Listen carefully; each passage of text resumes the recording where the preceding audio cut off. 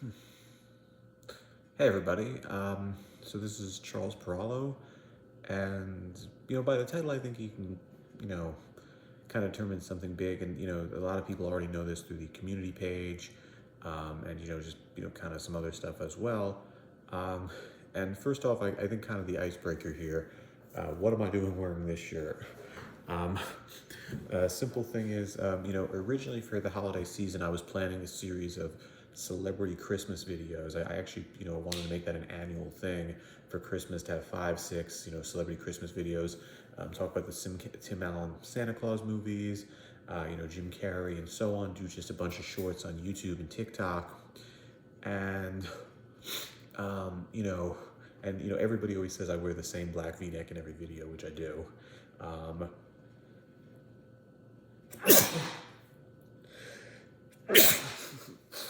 Also, if anybody ever wonders why my eyes are always watering in the video and it looks like I'm gonna take a sneeze, I actually have very bad allergies, so I do. And I was going to wear this shirt as like kind of a joke, like, oh hey, on Christmas I'll wear this, which is kind of ridiculous. And I was really excited for the holiday season, particularly being with my family. I haven't seen my brother in a year who lives in Minnesota. My dad and I live together. We chopped at a Christmas tree last week, had a great time. And this was actually the last story I put up on YouTube, the story function, which was, you know, Whoa! Hey there, everybody. It's Charles yeah. Peralta right here saying the fun fact of the day, which is 27 million Christmas trees are sold every. I was like just talking about decorating the tree, and I was excited for it. And my dad actually walked in right as I was doing that story. He's like, "What the hell are you doing?" And we had dinner and a good night. But on Friday, sadly, the night before I had dinner with my father, and a good time. The night before he was out with friends, drinking, getting dinner. Had a great time with some friends. In fact, um, this is the last. This is the last photo of my dad. Um, uh,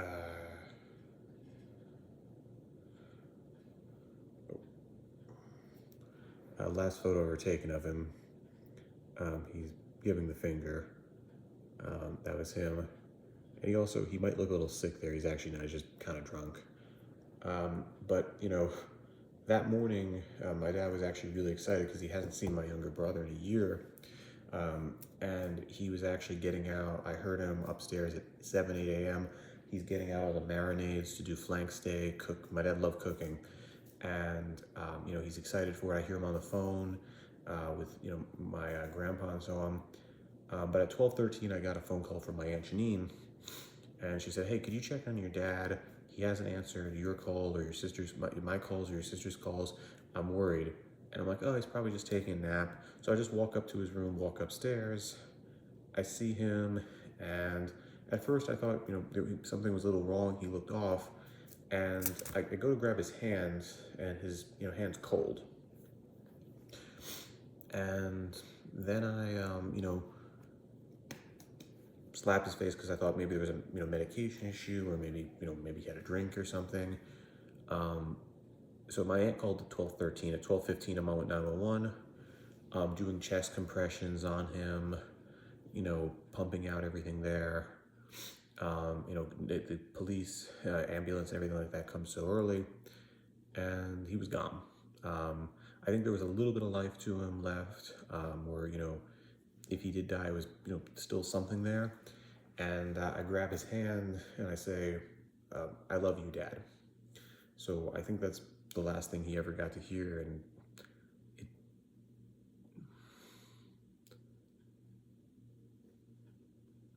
this is not my normal video. It's definitely what he deserved to hear. I love you, Dad. And at that point, we knew he was gone when he went to the ambulance. They took him to the hospital. They called it almost immediately after he got there. The ambulance still thought there was some life in him, but when he's in the hospital, he was called, I think 3 minutes in. And we didn't really know for sure what was going to happen. We were 90% sure. I gave the cops the information. The ambulance people came back, and at that point, I was there with my dad's friend John Farrow, who drove over when he heard about the ambulances. And John, man in his mid 60s, the best friend I think a person could have at that age. My dad was a widow with my mom, and John was there for him every step of the day, like a local guy, really, really an amazing man. And the ambulance people get there saying he didn't make it, but he was actually marked as a John Doe, and he gets marked as a John Doe, and it's like, we just need his information. So I'm like, Charles Perallo, and my dad and I had the same name. Well, we have the same name, and I'm like, one L, not two. Everybody makes that mistake. And then they asked me his birthday. And I'm like, June 26, 1964. And John just looks at me. His friend is like, it's June 27th. And I'm like, that was the closest I was gonna get. So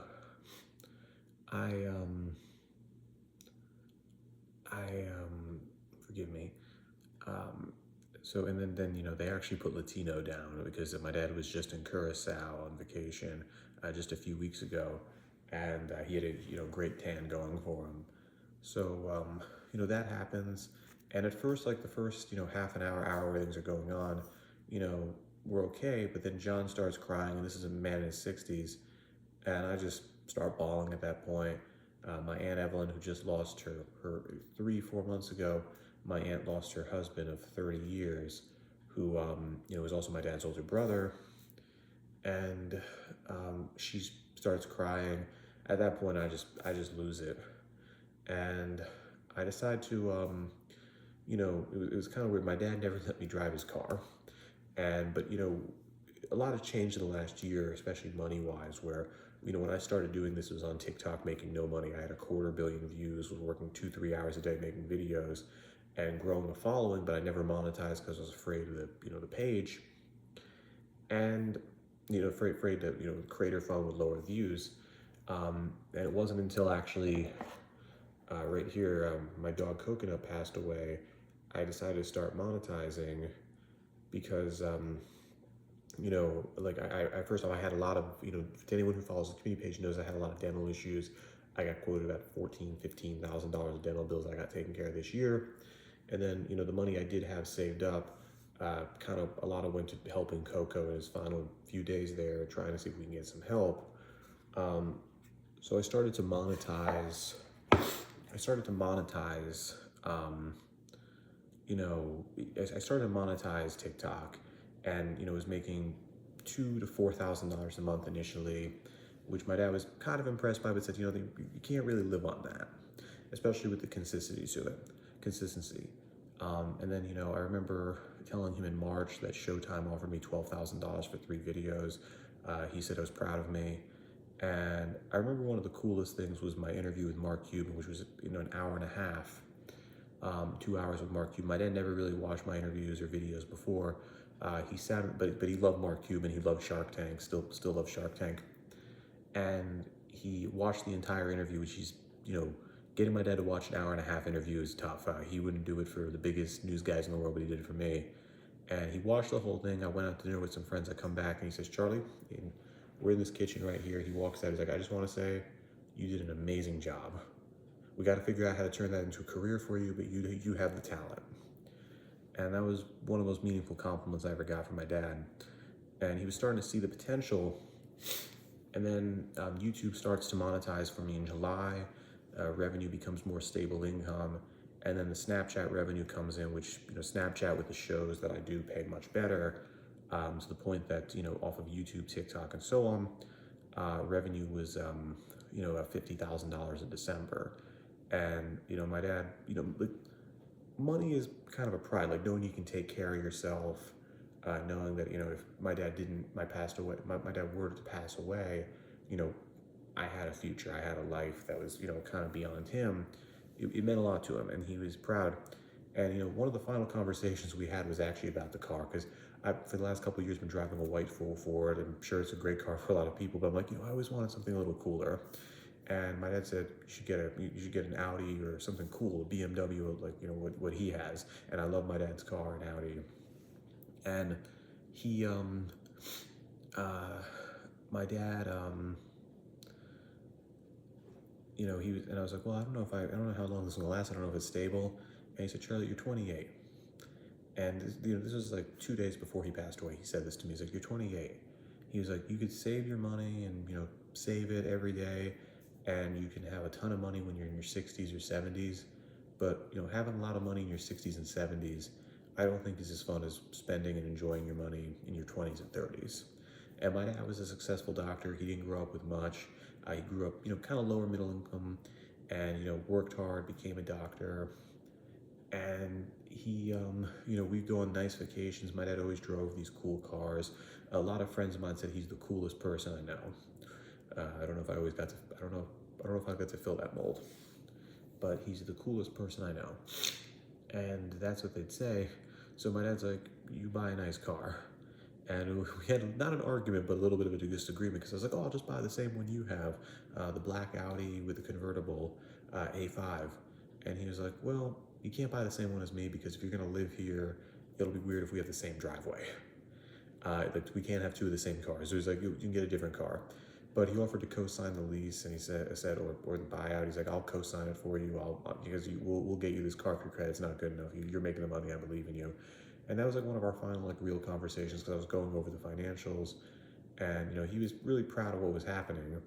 So when I go to the ER, he always said it was like, because when he first bought that car, he was like, you can drive it when I'm dead.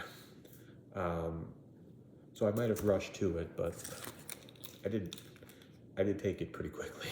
I was like, you know what? I'm gonna drive. My dad loved that car. I'm gonna drive it there in his honor.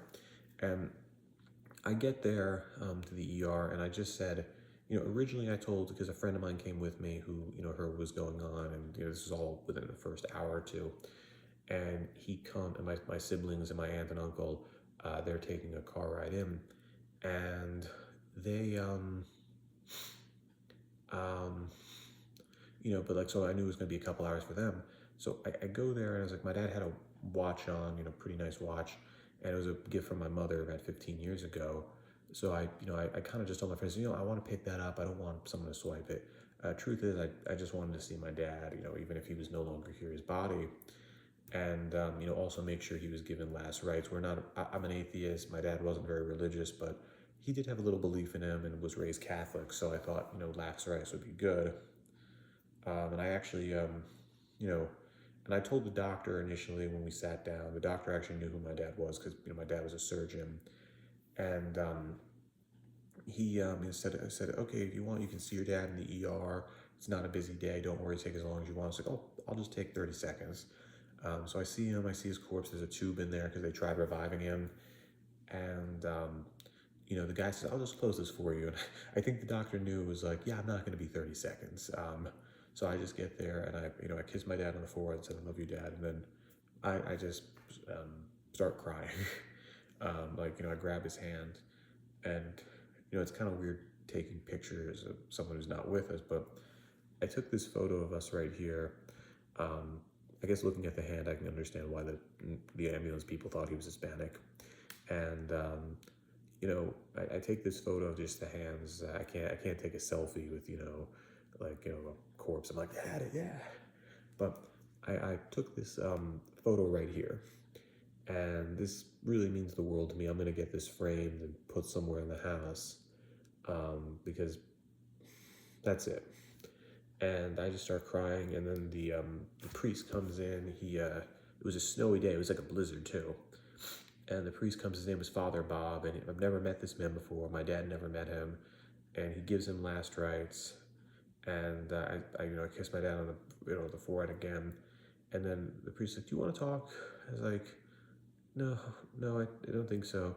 He's like, "You sure?" I was like, "No, thank you very much." So then I start bursting in tears again, hug the priest. I just met this man 3 minutes ago, and we're talking for a little while, and I don't want to say there was a true lesson to the priest. It was just nice to find. I always believe in finding comfort through strangers, and even doing videos like this, I find comfort in it. And you know, I leave with my friend Joe, and my siblings, and they were gonna come to the hospital and see him with my aunt and uncle. I just wanted to go home, so I said goodbye to my dad. And I kind of wanted to stay there constantly with the corpse, but then I realized, he's just, and this is actually something the priest told me. He's like, he's just as much here with you right now as he is in there. In fact, he's more with you here now than there. So I left with that in mind and said goodbye to his body. It's being cremated. I'm gonna have something made for him and my mom to be stored in, and then I'm gonna maybe get part of it and put it in the lake and some of the spots we were always in, as well as my siblings if they like it. And this is actually a photo of my parents, by the way. My mom died 5 years ago.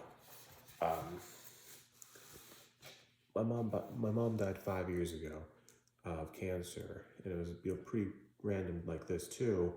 So my dad was feeling probably the worst he's ever felt. So I bought this. I was broke at the time, by the way. So this was like a few hundred, or I think it was like $200 or whatever, or $100. And I was like, oh yeah, that's spent. And the funniest thing is when my sister saw it in the mail, she saw it was art. She thought I bought some weird, hipster indie art thing. And then it's like, oh my God, it's gonna fail. And my sister, I take it downstairs to show her, and she's like, because I wanted everyone to think it was crap. Like I wanted everybody to think this was crap art.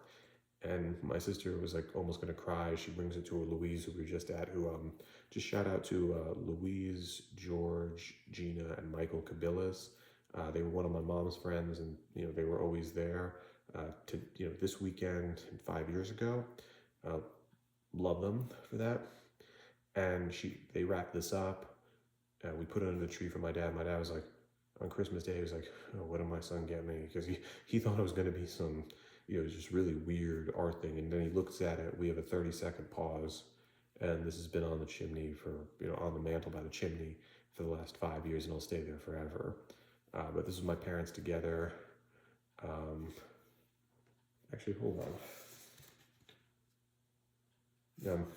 For a second, I thought my uncle was in the background, who passed away also. But, so this was the photo. And it was also provided to me by a woman named Natalie Episala, who we were in a carpool. And, her husband was actually my dad's partner as a doctor for 15 years. So thank you for that as well. And I don't want to obviously keep this video too long, but I wanted to say, so, the panic hit, and I've had, a couple of breakdowns the last I've had a lot of breakdowns the last 2 days or so. But one thing I think that's important to this is it is still Christmas. And my dad loved Christmas. I love Christmas. Hell, look what I'm wearing here. And my dad thought this outfit was hilarious, especially that I was going to the gym and nightclubs in this the last couple weeks, which, by the way, it's not been washed. And we, so my aunt and uncle, they spent the night. Their kids, my cousins, the twins, spent the night. And this was us. I got this. I posted this on the community page. This was us right here. We decorated the tree that my dad and I were going to decorate. We got the whole thing. And I just want to actually show you guys. Hold on. I feel like Mr. Rogers right now. Like, come on. This is the tree. Gotta probably get those cameras fixed up because of the lights, but these were always my favorite ornaments as a kid. Charlie Brown and the Peanuts, and yeah, we got it done. I also did something today that I obviously I don't know where everything goes yet, but I did try to clean up okay, this doesn't look that clean, but I swear it was a lot dirtier first. I tried to clean up the kitchen for my dad as a Christmas gift.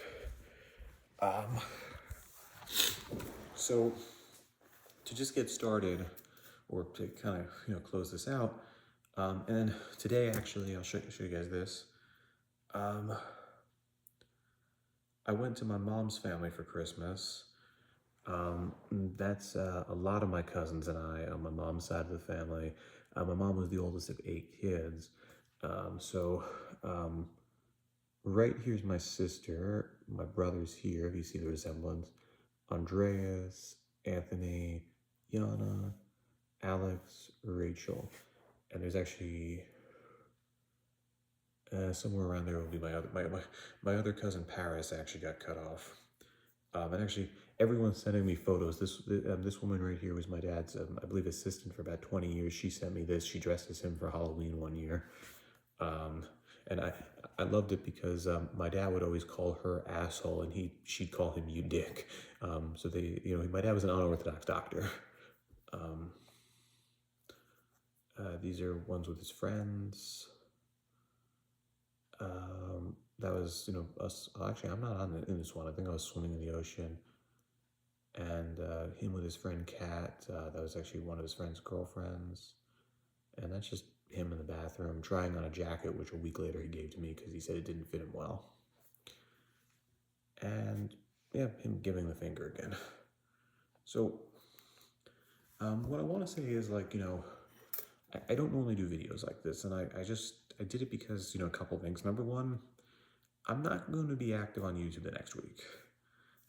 I want to just take some time to relax, which, part of that scares me because I check the numbers on my, how I'm doing on YouTube and TikTok like every 30 minutes. And, the Snapchat deals, my show Hollywood Explained is more of and I have a couple other shows too.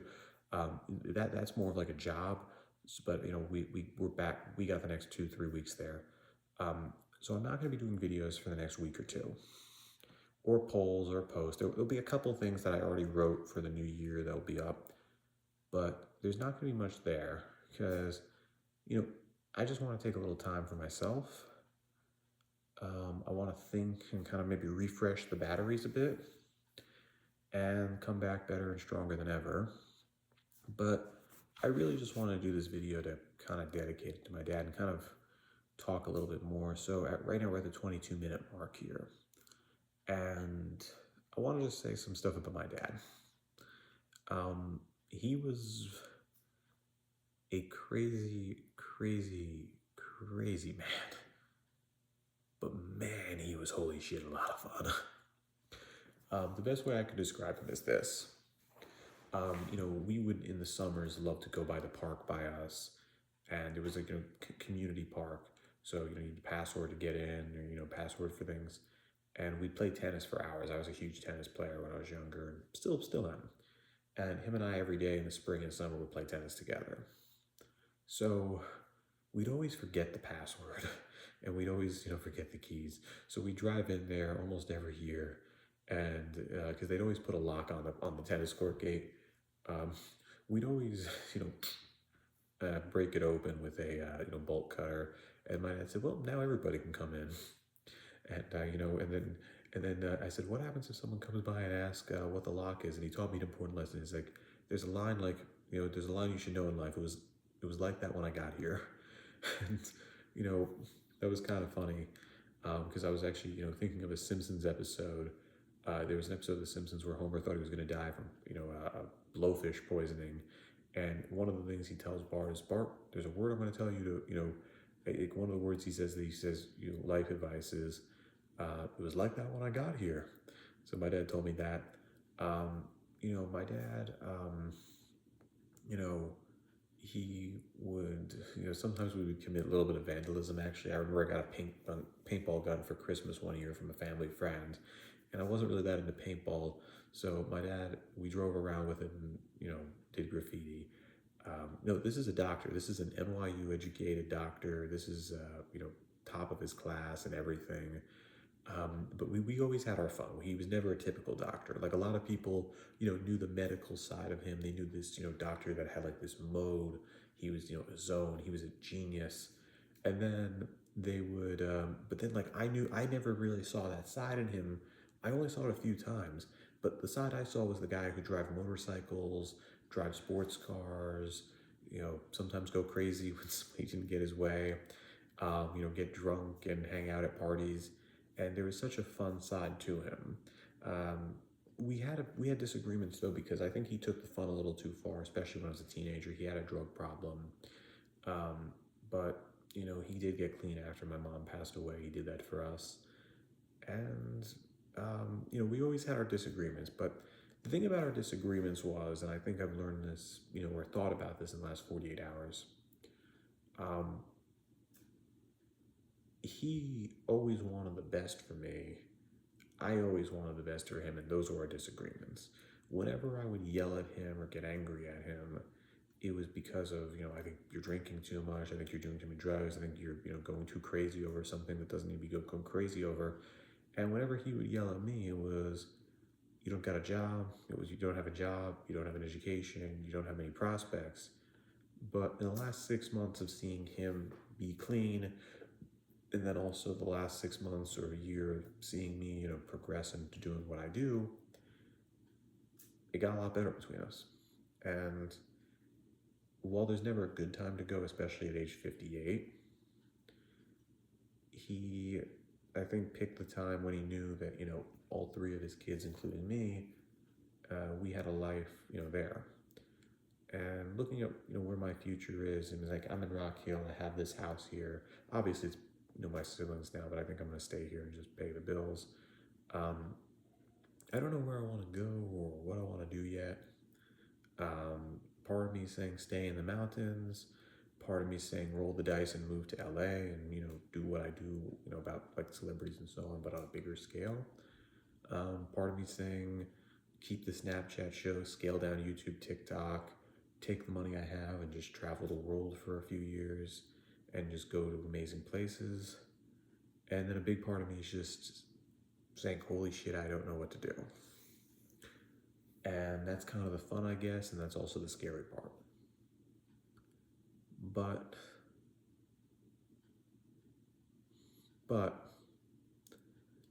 I think it's going to be an interesting journey. A sad one at first that I think will become happier over time.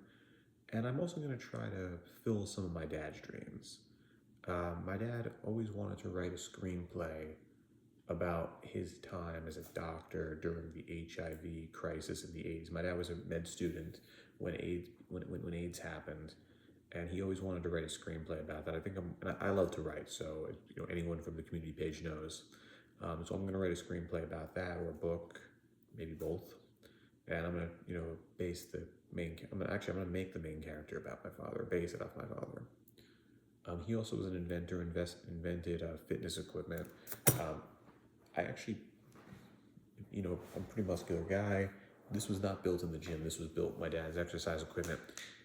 You know, he was not a, you know, a business guy. He was an inventor, a creator, a doctor.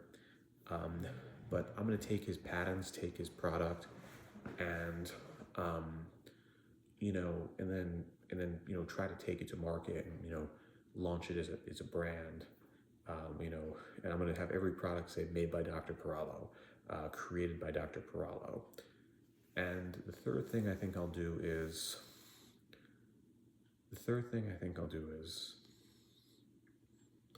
screenplay, invention. Give me a second, because I always work with threes. The third thing I think I'll do is, oh, I thought about this earlier. I think I'm going to set up a charity called the Perallo Foundation in both my parents' names, and, you know, actually in my dog's name too. And it's going to, I was thinking about what it could focus on. And, you know, originally I was saying, you know, because I am, you know, my dad was a doctor who was also, you know, he was a good investor. He was actually really great with stocks. And, you know, because of that, and also because, you know, I make money doing what I do have a sizable inheritance where I don't think I need every penny that goes into it. So, you know, I'm going to donate a portion of that and start a charity. And originally I was thinking, you know, giving money to scholarships in Queens for people who want to be med students. But, you know, I was driving the car with my friend Brendan, and he just pointed out, he's like, you know, you hate school. You didn't go to school. Your dad did, but you don't. And it's like, this is not just your dad, this is all of you. And I think about, you know, my brother, sister, mom, dad, myself. We all love Christmas. And, you know, my dad passed away 2 days before Christmas. And one thing that I also showed him the day before was I gave a kid a Nintendo Switch who was a subscriber's son, and then I bought a game for him, and felt good, making that family's Christmas a little bit better. And I showed it to my dad. I was pretty proud. So I think I'll create a foundation where the first goal will be, maybe helping some families out this time of year, pay for a few things for the holidays, because that's what we all loved. We always loved the big trees. In fact, that tree right there, that's a small tree for us. That was the casual tree this year. We get 20-foot trees, and I would love it if you grow it over time, and eventually, hey, maybe this is a thing where $50,000-$100,000 of gifts are being given every year, and we can help out some people, there. So just a thought. And man, I did not expect this to be 30 minutes. I thought this was going to be a 4-minute thing. If you guys watch it, I'll be really thankful. If anyone watches this thing. And I think that's it. But what I think it shows is, for the holiday season, for Christmas, even though this is a very dark period for me, and 2 days ago I was doing chest compressions on my dad as he was dying or dead, and I still had a nice Christmas. I still, my aunts and uncle, my friend Josh Ekin came over, my friend Neil McGettigan came over, my friend Brennan Boylan, who, this guy I gotta show you this. I keep on saying this is gonna be over, but hey, you know what? Why not?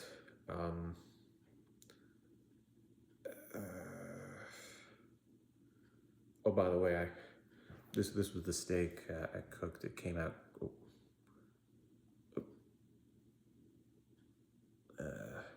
This was my dad's final meal. The steak we cooked, the steak he made. It came out delicious. Still got a little bit of it in the fridge. I think I'm gonna eat that for breakfast tomorrow. But this guy right here is my friend Brendan. He's my best friend since 3rd grade. We had some issues in the past. Haven't talked to him much in the last few years, or haven't talked to him at all in 4.5 years. Not one text, not one phone call. I call him up and shoot him. I call him up. He texts me back, and I'm like, "Hey, man, I'd like to talk to you about something. It's important." And he just goes, "Is there a body?" And he thinks I killed someone or something, or like I hit someone on the side of the road. I'm like, "Well, there's a body, but not like that." He calls me up. I explain what's going on. He was visiting. He lives in North Carolina now, but he was visiting his parents, and he was a half an hour from me. Drove instantly over, spent the night. We went out to the mountains where my dad and I used to go hiking that morning. And that's what friendship is. If my dad got me anything, it was me talking to my best friend again. And that's what it's all about. So I still, playing, I was with my mom's side of the family today, decorating the tree last night with my dad's side of the family. Tomorrow going to see my grandpa. So that, that's what this Christmas, so, it might sound bad to have a parent pass away so close before Christmas, or 2 days before Christmas, but I think there's a blessing to it, because you still have the happiest day of the year to enjoy, and believe me, I enjoyed it. So, Merry Christmas, Happy New Year. You're gonna see more shorts from me that are better. We're not always going to just be celebrity stuff. I promise I'll get the community stuff ever. You're going to see better interviews from me. You're going to see better community posts from me, better essays, a website, Paralo.com. You're going to see my dad's fitness brand and content related to that. You're going to see polls that will get millions of votes. I'm going to get the most voted poll on YouTube, I promise you. You're going to see me surpass 1 billion views next year on YouTube. Hopefully 1 million subscribers. And make cool and better content than ever before, because right now, for the first time in my life, I'm the only Charles Paralo in the world, the only one. And my dad and I, we were always the 2 people in the world with that name, and now I'm the only Charles Paralo, and I gotta work for both of us. So, thank you. I hope you had a good Christmas. I hope you have a Happy New Year, and I'll see you soon, YouTube.